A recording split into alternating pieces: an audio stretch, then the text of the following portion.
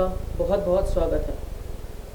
आज मैं आर्यन आप सभी के सामने एक ऐसी शख्सियत को लेकर आया हूँ जो कि देश दुनिया के बारे में सारी की सारी नॉलेज रखते हैं। आज हम मिले हैं कॉमरेड नीलोत्पल बसु जी से, जो कि पॉलिट ब्यूरो मेंबर है CPIM। सर, जैसे कि ट्रंप सरकार है जो भी रिसेंट अमेरिका में इलेक्शंस हुए हैं, जो ट्रंप की सरकार है वो हट गई है और राष्ट्रपति जो बाइडन आ गए हैं, तो उनकी पॉलिसीज़ हैं और जो उनकी नीतियां हैं उनको आप किस नज़रिए से देखते हैं? देखिए, पहली बात तो ये है कि वो हम हमेशा मानते आए हैं कि अमेरिका में एक ख़ास करके फॉरेन पॉलिसी के ऊपर एक बाई पार्टीसन सिस्टम है जी। मतलब सरकार रिपब्लिकन हो या डेमोक्रेटिक हो, आखिरकार उनका विदेश नीति में बहुत बड़ा बदलाव नहीं आता। लेकिन बावजूद इसकी डोनाल्ड ट्रंप का जो प्रेसिडेंसी एक अजीब करीब मामला था, इस मायने में कि पूरे दुनिया भर में जो उग्र दक्षिण पंथ के हम देखा है उभार, एक हिसाब से डोनाल्ड ट्रंप का पिछले चुनाव में उनका जीत इसका एक बहुत बड़ा प्रतीक था, इसका बहुत बड़ा एक प्रतिबिंबन था। तो इसीलिए इन्होंने जो नीतियां चलाई, खास करके अंदरूनी नीतियां, उससे बहुत बड़े पैमाने पे विषमता पैदा हुआ, गैर बराबरी पैदा हुई है और उससे लोगों का जो परेशानी है, खास करके मेहनतकश लोग और रंगभेद भी बढ़ा। आप जानते हैं कि जो काले चमड़े के लोग हैं, ब्लैक्स, अफ्रीकन अमेरिकन, और जो लैटिन मूल के लोग हैं, तो इनको बहुत दिक्कतों का सामना करना पड़ा। और साथ साथ जो आर्थिक रूप से जो कमज़ोर तबके के लोग हैं, तो इसलिए ये बहुत लंबा लड़ाई चली और उस लड़ाई में हम देखे धीरे धीरे उनका लोकप्रियता में बहुत बड़ा मतलब वो घट गए और आखिरकार वो चुनाव हार। लेकिन उसका विदेश नीति में वो खास करके चीन के प्रति एक बहुत ज़्यादा आक्रामक रूप अपनाए थे। वो इसलिए कि आज दुनिया में जो अर्थव्यवस्था है उसमें प्रतिस्पर्धा बहुत बड़ा हो गया है और इसमें खास करके चीन अमेरिकी जो अर्थव्यवस्था है उसको बड़े पैमाने पे चुनौती दे रही है।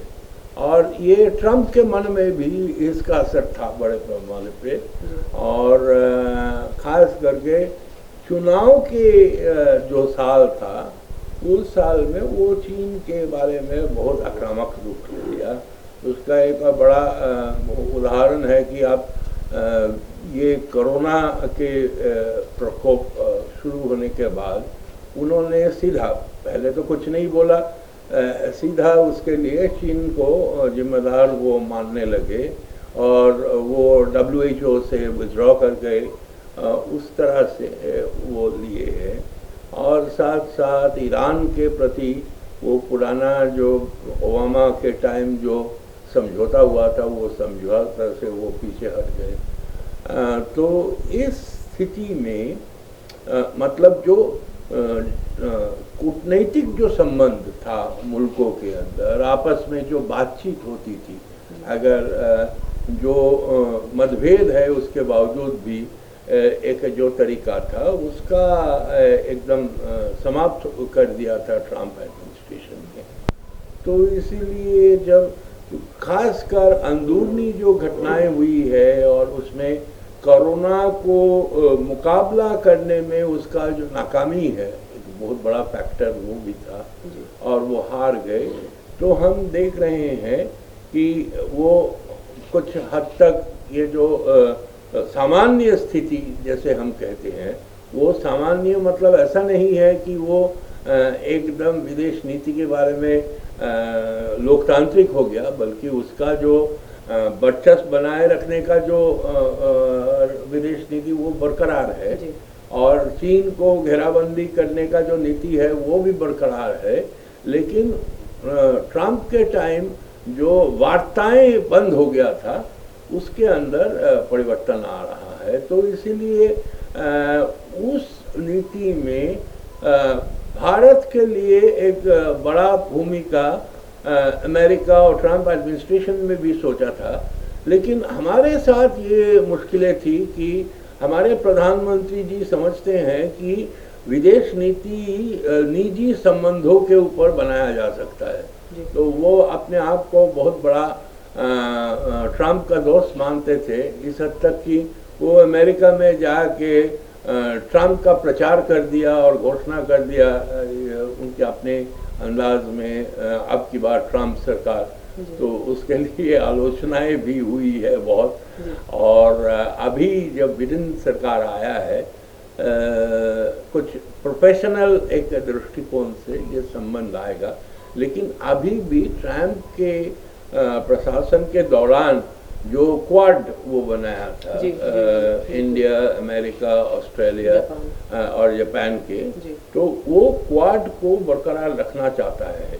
लेकिन इंडिया भी थोड़ा लगता है कि इसको थोड़ा नुआंस्ड वे में, मतलब एकदम जैसे सीधा छलांग लगा के उसमें जाना, उसके बजाय मतलब अपना जो ऑप्शन है इसको थोड़ा भापते हुए वो इसमें शामिल होना चाहता है। जी, तो जैसे कि जियोपॉलिटिक्स में जो आप क्या देखते हैं, चाइना की क्या स्थिति है इसमें? देखिए, चाइना का जो स्थिति है, चाइना बड़ा मेजर चैलेंजर हो गया। मतलब 10, 15, 20 साल के पहले खास करके सोवियत रूस का पतन के बाद कोई नहीं दिख रहा था जो कि इनका जो यूनिपोलर जो हेजमनी हम जिसको कहते हैं वर्चस्व, वो उसमें उसको चैलेंज कर सकते हैं, ऐसा कोई नहीं है। लेकिन वो स्थिति आज नहीं है। और अर्थव्यवस्था में खास करके टेक्नोलॉजी के जो फ्रंटियर एरियाज है उसमें चाइना ने बहुत बड़ा प्रगति किया है। और वो जैसे हम अंग्रेजी में बोलते हैं breathing down the neck US का, उस किस्म का चाइना का जो मिलिट्री प्रोएस है, सैनिक जो ताकत है, वो भी मतलब मैच कर सकता है। और चाइना लगातार ये कर रहा है कि वो देखो अभी तक वो कोई मिलिट्री कॉन्फ्रंटेशन में नहीं जाता है, वो पीसफुली डिप्लोमेटिकली मुकाबला करना चाहते हैं। वो जो पुराने सुपर पावर गेम्स हम देखते थे, उससे चाइनीज जो रुझान है कुछ अलग ही है। और इसके अंदर एक बहुत बड़ा परिवर्तन है कि रशिया के साथ उनका संबंध, उनके जो आपस में जो कन्वर्जेंसेस है, आपस में जो फायदे के क्षेत्र हैं, उसके अंदर वो आपस में सहयोग बनाने का जो कोशिश किया है, उसको वो सक्सेसफुली वो कर रहे हैं। दूसरा है कि चीन का व्यापार में बहुत नए लोगों के साथ जो पार्टनरशिप है वो बढ़ा रहा है। और इसीलिए चाइना के खिलाफ पहले ट्रम्प भी जब एक तरफा कुछ कदम उठाने का कोशिश किया है, यूरोप में दरार आई है, डिफरेंसेस हो गया है, तो इसीलिए मतलब ये छीना झपटी हम देखें, कोई डिसाइसिवली जो कोरिलेशन ऑफ फोर्सेस, जो ताकतों का जो संतुलन है, वो तो एकदम निर्णायक रूप से चीन के हाथ में नहीं आया। लेकिन चीन के रहते हुए पूरे दुनिया में जो हम सुनते थे सोवियत रूस खत्म होने के बाद यूनिपोलर वर्ल्ड, वो यूनिपोलर वर्ल्ड के बजाय हम एक मल्टीपोलैरिटी की ओर जा रहा है। और इस स्थिति को पैदा करने में चीन का जो बढ़ती हुई ताकत है वो एक भूमिका अदा कर रही है। जी, जो अफ़गानिस्तान की नीति बनी गई है उसके बारे में आप क्या क्या आपका विचार है उसमें? देखिए, ये जो जगह हैं, वो चाहे अफ़गानिस्तान हो, चाहे इराक हो, जहाँ पे हमला हुआ है, सैनिक हमला हुआ है, तो एक चीज़ तो स्पष्ट हो गया है कि सैनिक श्रेष्ठता तथाकथित, उसके ज़रिए आप शांति कायम नहीं कर सकते हैं। वो उस सब इलाके में एक प्रगति के लिए एक सही एक दिशा प्रदान भी उन देशों में नहीं कर सकते हैं। इसीलिए अफ़गानिस्तान के बारे में, इराक के बारे में दुनिया के जो ताकतें हैं, उन लोगों को ये एक तरफावाद से हटकर बाकी लोगों को शामिल करते हुए एक आपसी तालमेल के ज़रिए इन चुनौतियों को मुकाबला करने के लिए कदम उठाना पड़ेगा। एक हमने देखा है कि बिडेन आने के बाद वो ईरान के सवाल पे, जैसे पुराना जो करार था अमेरिका और ईरान के बीच में न्यूक्लियर सवाल पे, वो पीछे हट गया था ट्रम्प एडमिनिस्ट्रेशन, उसमें दोबारा कुछ परिवर्तन होने का परिस्थिति पैदा हुआ। जी, तो ये जो भारत, चीन और जो रशिया है, इनके जो आपस में रिलेशन है, उसके बारे में क्या कहना है आपका? अब किस तरह के रिलेशन चल रहा है इनका तीनों का? देखिए, ट्रम्प एडमिनिस्ट्रेशन के दौरान जी, कुछ संतुलित जो रुझान होती थी भारत के विदेश नीति का, वो हम कुछ हद तक खो बैठे। जी, वो जो ट्रम्प मेरा दोस्त है, वो वाला जो मानसिकता और वो वाला जो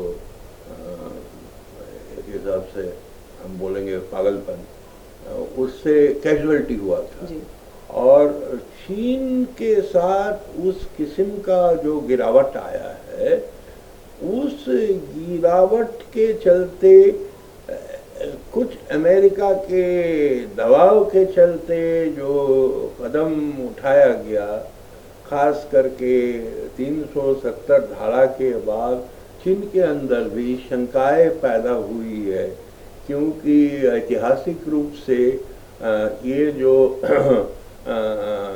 कुछ इलाका है कश्मीर का, जो डिस्प्यूटेड है, मतलब वो शिकारीय रूप से डिस्प्यूटेड है, और ये जो 370 हट जाने से उसमें जो सीधा शासन दिल्ली का होगा, इससे क्वेश्चन उठ गया है। पाकिस्तान ने भी उठाया है, चीन ने भी उठाया है, वो संयुक्त राष्ट्र में भी वो सवाल पहुंच गया। तो इसीलिए भारत का मतलब अमेरिका के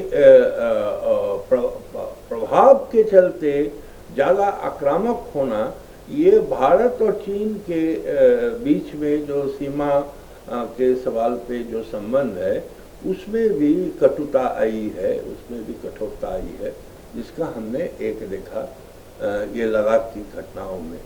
तो हम समझते हैं कि भारत भी इन चीज़ों से सबक लेते हुए आपस में द्विपक्षीय संबंधों के ज़रिए स्थिति को सामान्य करने के लिए विशेष जो प्रयास वो लेंगे, और साथ साथ चीन के साथ भारत के संबंध में अगर सुधार होती है, तो उसके चलते अमेरिका रशिया के साथ भी भारत के जो परंपरागत संबंध है, जिसमें भी कुछ सवालिया निशान खड़ा हो गया था, उसमें भी हम समझते हैं सकारात्मक कुछ परिवर्तन आएंगे। जी, अब जैसे कि भारत का तो आपको पता है कि 5 राज्यों में अभी इलेक्शंस चल रहे हैं, तो वेस्ट बंगाल में तो इतना है कि जो बीजेपी के बड़े बड़े नेता हैं वो वहाँ पर जाके रैली कर रहे हैं, वहाँ पे भाषण दे रहे हैं जाकर। तो अब आप इन जो इलेक्शंस को आप किस नज़रिए से देखते हैं? देखिए, भारत में स्थिति बहुत खतरनाक हो गया है, खास करके दूसरा मोदी सरकार आने के बाद जो हम देख रहे हैं आर्थिक जो स्थिति है उसमें बहुत ज़्यादा तेज़ी से गिरावट आया है और ये लॉकडाउन शुरू होने के पहले ही हुआ था। ऐसा नहीं है कि लॉकडाउन के चलते जो दुनिया के दूसरे प्रांतों में हुआ है, ऐसा नहीं है। हमारे यहाँ पे लगातार जो कुल घरेलू उत्पाद जीडीपी और ख़ास करके रोजगार में कटौती हो रही थी जी। हमारी जो अंतर्राष्ट्रीय व्यापार में भी उसका नकारात्मक असर था जी।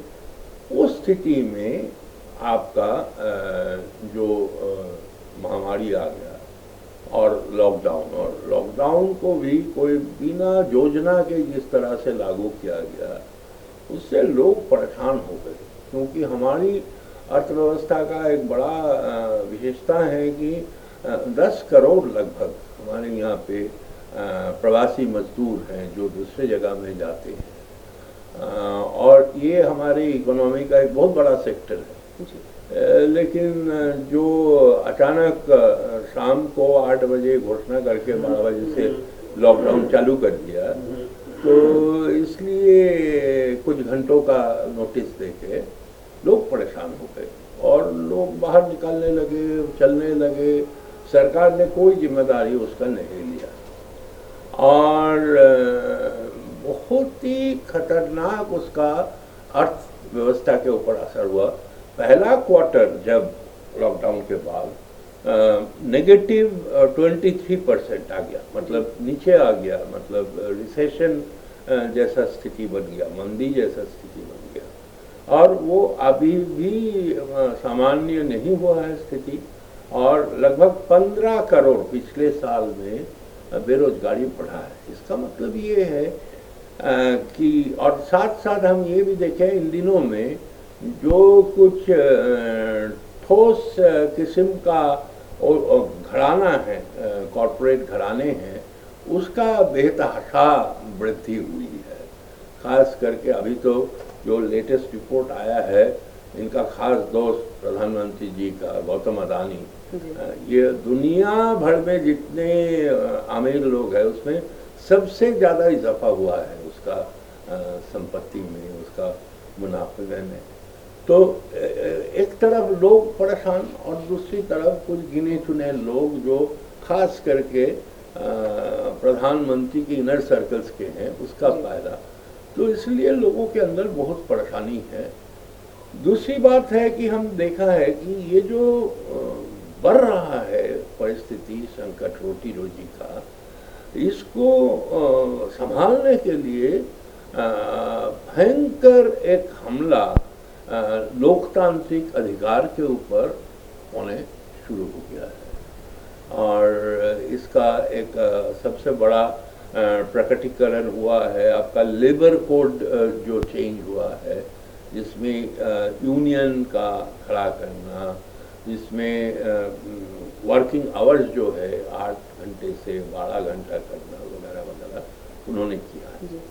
दूसरा साथ साथ जो खेती का हमारे परंपरागत जो व्यवस्था था उसके बजाय हम देखे हैं कि खेती को भी सरकार पूर्ण रूप से कॉरपोरेट के हवाले करने में उतावले हैं जी। और ये सब घटनाएं हो रही है लॉकडाउन के दौरान, जब लॉकडाउन को इस्तेमाल करना चाहिए महामारी को, संक्रमण को नियंत्रण करने के लिए, उसके बजाय वो उनके जो अपनी दक्षिणपंथी एजेंडा है उसको लागू किया।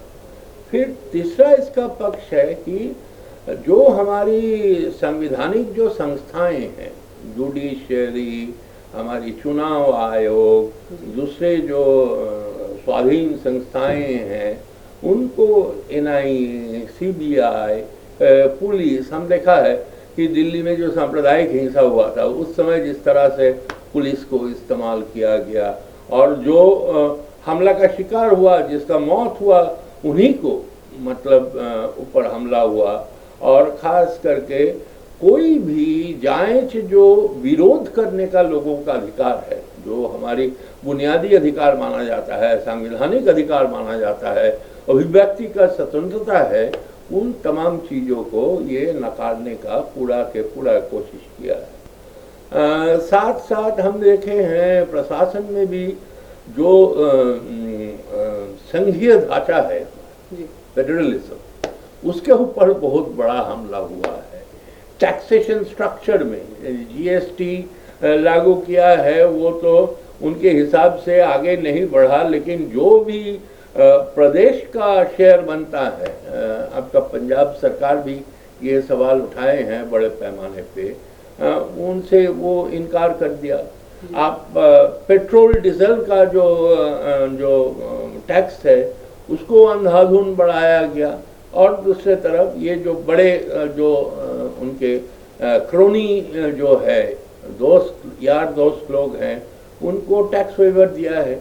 पिछले साल के बजट में 1 लाख करोड़ के ऊपर उन्होंने घटाया था, उनका जो असर होगा वो हुआ नहीं, तो इसलिए अभी रेवेन्यू भी नहीं है, और जो भी थोड़ा बहुत आ रहा है कि पेट्रोल डीजल और गैस के टैक्स की वजह से, इसीलिए इतना अंधाधुंध उसके अंदर इजाफा हो रहा है, वो भी परेशान कर रहा है लोगों को। तो कुल मिला के इसलिए बहुत ही खतरनाक और कुछ हद तक फैसिस्ट रुझान सरकार के कामकाज में आ गया है।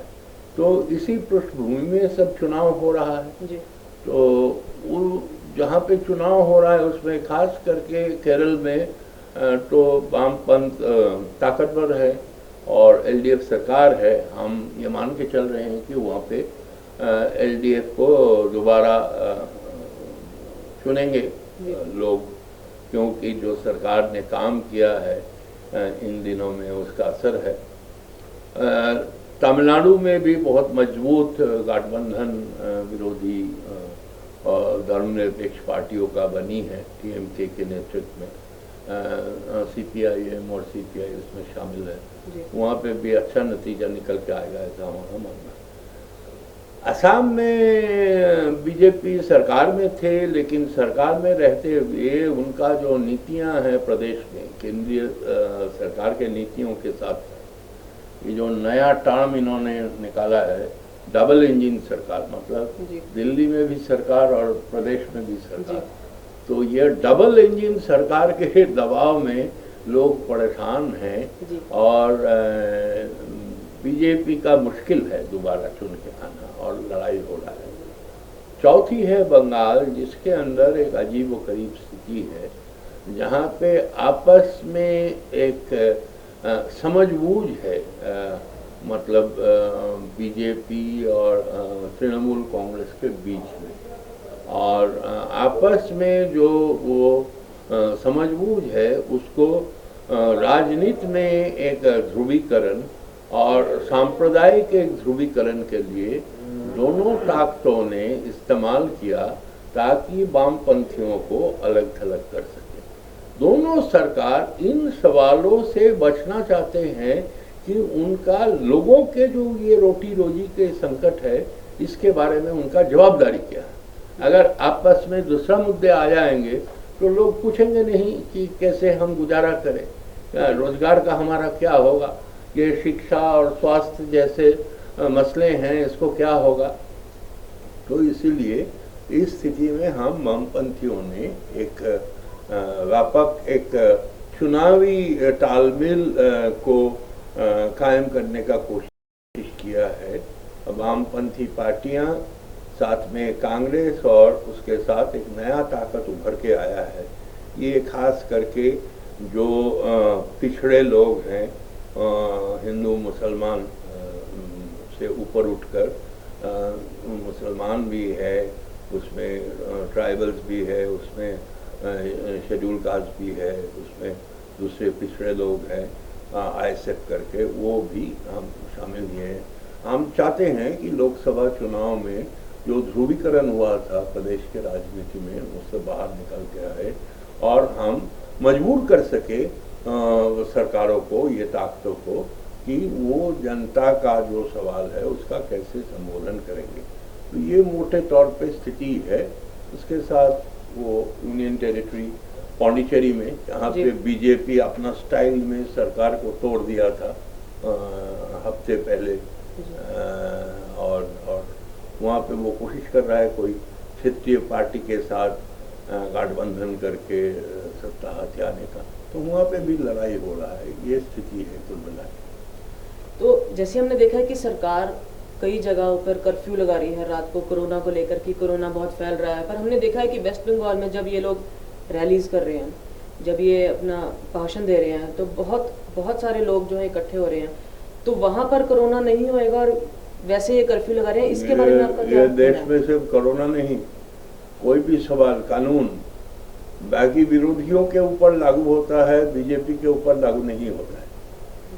मतलब आप अगर देखोगे जिन चीज़ों के ऊपर वो विरोधियों को तंग करते हैं, वो चीज़ अगर बीजेपी के लोग, सत्ता में रहने वाले लोग करते हैं, उसका कुछ नहीं होता। तो इसीलिए महिलाओं का सुरक्षा जैसा सवाल, मतलब सबसे बदतर स्थिति है उत्तर प्रदेश में, लेकिन वो जाके केरल में पिनराई विजयन को सवाल, क्योंकि कुछ नन्स वो ट्रैवल कर रहे थे केरला के, तो उनको उठा के ले गया, तो उन्होंने चिट्ठी लिख दिया, तो अब एक मंत्री जाके उनको धमका के आया। तो इसीलिए उनका अजीब ही हरकत है, कोई एक जिसको हम दोहरापन है, जिसमें उनके ऊपर लागू नहीं होगा वो चीज़ बाकियों के ऊपर लागू होगा। तो कोरोना के बारे में भी ऐसा ही है। तो एक आखिरी सवाल पूछना चाहूँगा आपसे, जो किसान मोर्चा है वो 4 महीने से ज़्यादा हो गए हैं, अभी तक सरकार ने उसके ऊपर कोई भी सुनवाई नहीं करी है। 22 जनवरी को उनकी लास्ट मीटिंग हुई थी, तो अब उनका कुछ भी आगे नहीं हो रहा, तो इसके बारे में आपका क्या कहना है कि कितनी देर चलेगा, क्या इसका सोल्यूशन रहेगा? देखिए, एक चीज़ हम बता सकते हैं कि आपस में बातचीत के बिना इसका कोई सलूशन नहीं है। यह बहुत ही अफसोसनाक स्थिति है कि सरकार इसके लिए कोई पहलकदमी नहीं कर रही है जी। क्योंकि एक हिसाब से ये जो व्यक्ति किसानी है इसको ही खत्म कर देंगे। ये मतलब यहाँ पे समय नहीं है उसके गहराई में जाने का। अगर आप सरकार की ओर से अगर जमाखोरी को आप उत्साहित करो, अगर अदानी अंबानी का जो हस्तक्षेप है कृषि में अगर करो, तो किसान चाहते हुए भी उनके कबूल करना नामुमकिन है। ये जो बुनियादी जो हकीकत है, इसको अगर सरकार स्वीकार करते हुए कदम नहीं उठाएंगे या समाधान नहीं होंगे, मेरे ख्याल में ये कटाई का जो शुरुआत हुआ है, ये ख़त्म होने के बाद दोबारा वो उभर के आएगा। और आप देखोगे इन दिनों में बड़े पैमाने पे महापंचायत वगैरह हुआ है, और वो पंजाब हरियाणा के दायरे से निकलकर यूपी और राजस्थान और मध्य प्रदेश और बिहार यहाँ पे भी फैलने लगा है। तो इसीलिए एक ठहराव जैसा स्थिति है वो सरकार के पहल के न होने के कारण। लेकिन अगर कोई समझे कि ऐसा ही मामला बढ़ता जाएगा तो वो गलतफहमी है। धन्यवाद कॉमरेड, बहुत बहुत आपका शुक्रिया, आपने अपना कीमती समय निकाल कर हमारे से बातचीत करी। ये थे हमारे साथ कॉमरेड निलोत्पल बसु, CPIM के पॉलिट ब्यूरो मेंबर।